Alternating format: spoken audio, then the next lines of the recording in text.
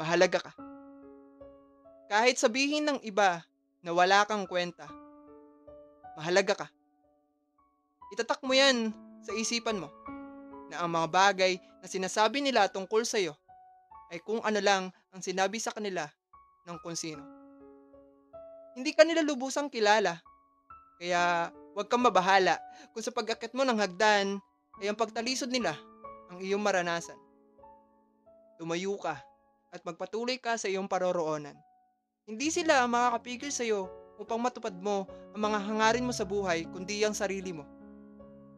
Kung patuloy mong gagawing hadlang ang mga bagay na iyon para matupad ito, kaya sabihin mo sa sarili mo, magpakatatag ka at magpatuloy sa buhay kasi mahalaga ka. Mahalaga ka sa buhay ko, kaya magpapatuloy ka. Hindi lang para sa iyo, kundi para sa mga taong nagsasabi sa iyo na wala kang kwenta. Uulitin ko, mahalaga ka.